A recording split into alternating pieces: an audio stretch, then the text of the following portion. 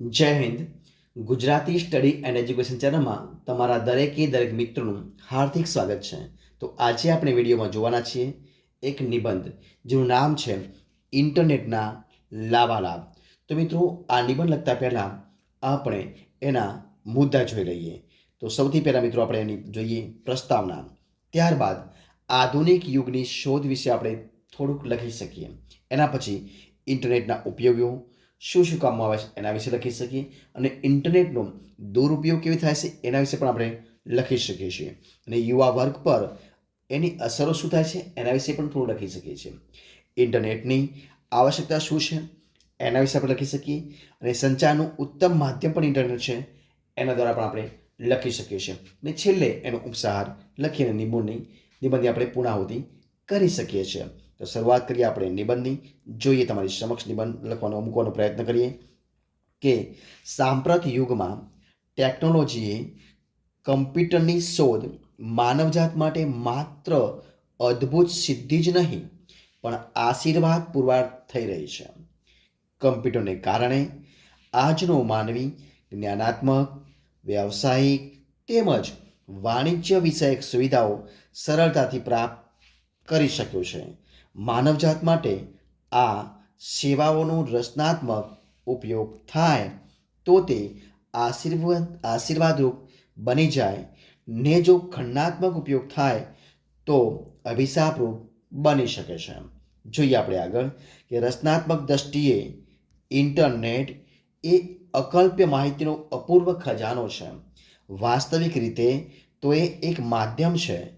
એ માધ્યમ દ્વારા માહિતી ભેગી કરી શકાય છે, પરસ્પર સમયતા સાધી શકાય છે, સંશોધનનો ઉપયોગ વહેંચીને વાણિજ્યિક ઉપયોગ થઈ શકે છે, મનોરંજનનો હેતુ પણ સિદ્ધ થઈ શકે છે. ફાઇલ ટ્રાન્સફર પ્રોટોકોલ એટલે કે એફટીપી દ્વારા કમ્પ્યુટરના માધ્યમથી ફાઇલની આપ-લે થઈ શકે છે. સર્ચ એન્જિન દ્વારા બ્રાઉઝરમાં આપણી જરૂરિયાત મુજબ પ્રશ્ન ટાઈપ કરી જવાબ મેળવી શકાય છે.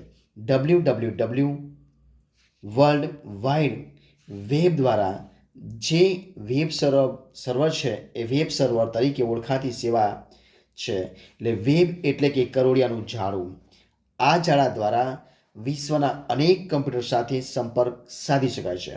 ઇલેક્ટ્રોનિક મેલ એટલે કે email, internet news, chatting, video conference જેવી અતિ ઉપયોગી માહિતી ઇન્ટરનેટ દ્વારા પ્રાપ્ત થઈ શકે છે અને આશીર્વાદરૂપ પુરવાર થઈ શકે છે. ઇન્ટરનેટની ટેલનેટ સેવા દ્વારા વિશ્વભરમાંથી માહિતી મેળવવાની તેમજ સંદેશાની આપ-લે કરવાની વ્યવસ્થા ઉપલબ્ધ બની છે. આજે ચીજ વસ્તુઓની ખરીદી તેમજ બેંક અંગેના વ્યવહારમાં ઇન્ટરનેટનો વ્યાપક ઉપયોગ થઈ રહ્યો છે, અને ઇલેક્ટ્રોનિક કોમર્સ પણ કહેવામાં આવે છે. જ્ઞાન પ્રાપ્તિ માટે શિક્ષણ ક્ષેત્રે ઇન્ટરનેટ દ્વારા જ્ઞાનનો પ્રચંડ વિસ્ફોટ સૌને માટે હાથવગો થઈ ગયો છે. વિશ્વ નાનું બનતું જાય છે. એક સ્થળ બીજા સ્થળની નજીક આવી ગયું છે. વિશ્વ આખાની માહિતી આપણા દિવાનખંડમાં કમ્પ્યુટરના પડદે આપણી સેવામાં હાજર છે. આપણા સ્વાસ્થ્ય અને શિક્ષણ ઉપર ઇન્ટરનેટની વિપરીત અસર પણ જોવા મળે છે. એના દુરુપયોગથી યુવાધન અસંયમ તેમજ અશિસ્ત તરફ ગેરમાર્ગે દોરવાઈ રહ્યું છે.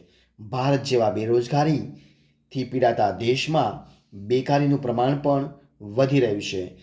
ઇન્ટરનેટના ઉપયોગથી યુવા વર્ગ વ્યસનપરસ્ત, વિલાસી, બેજવાબદાર બનતો જાય છે. સામાજિક ગરિમા, માન મર્યાદાની સચવાતી નથી. સાંસ્કૃતિક મૂલ્યોનો હાસ થતો જાય છે. હેકિંગના પ્રશ્નો તેમજ વાયરસનું દૂષણ વધ્યું છે. ચેટિંગનો દુરુપયોગ પણ જાણીતો છે, અને મની ટ્રાન્સફરિંગની સુવિધાથી બેંક કૌભાંડોના ગુનાહિત બનાવો પણ નોંધાય છે. શિક્ષણમાં ગુરુ શિષ્યની ભૂમિકા પર પણ પૂર્ણવિરામ મુકાતું જાય છે. ઈમેલના કારણે સામાજિક સંબંધો, પ્રત્યક્ષ મુલાકાતો પર માઠી અસર થઈ છે. વ્યક્તિ વચ્ચેનું અંતર વધ્યું છે. ભૌતિક દ્રષ્ટિએ નજીક છીએ તો હૃદયથી દૂર ધકેલાઈ ગયા છીએ. ટપાલ ખાતું મૃતપ્રાય થઈ રહ્યું છે. મનોરંજક કાર્યક્રમોને કારણે બાળકોનું બાળપણ છીનવાઈ ગયું છે. તો યુવાનોનો બૌદ્ધિક વિકાસ અટકી ગયો છે. નેટવર્ક ન્યૂઝને કારણે ભાવિમાં વર્તમાનપત્રોની સેવા ઉપર પણ માઠી અસર થવાની સંભાવના છે.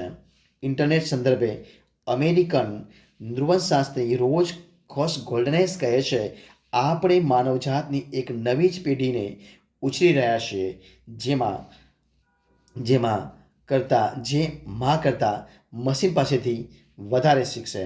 એટલે કે we are bring a new generation of human began who will learn more word from a machine than from the mothers. એવું આપણે કહી શકીએ છીએ.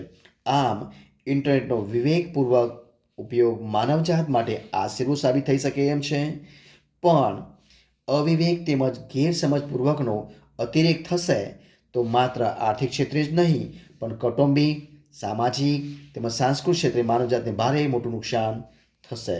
તો મિત્રો આ રીતે આપણે નિબંધની અહીંયા પૂર્ણાવૃત્તિ કરીએ છીએ અને આ વિડીયોની પણ પૂર્ણાવૃત્તિ કરીએ છીએ. તો જો તમને મારો વિડીયો ગમ્યો હોય, પસંદ આવ્યો હોય, યુઝફુલ લાગ્યો હોય તો એને લાઈક કરો, કોમેન્ટ કરો, તમારા મિત્રને વિડીયો શેર કરો અને છેલ્લે ચેનલમાં નવા હોય, ચેનલ સબસ્ક્રાઈબ ન કરી હોય તો એને સબસ્ક્રાઈબ કરવાનું ભૂલશો નહીં. આપણે ફરીથી મળીશું એક નવા વિડીયો સાથે, નવા ટોપિક સાથે. ત્યાં સુધી બની રહો. જય હિન્દ, જય ભારત, બેસ્ટ ઓફ લક.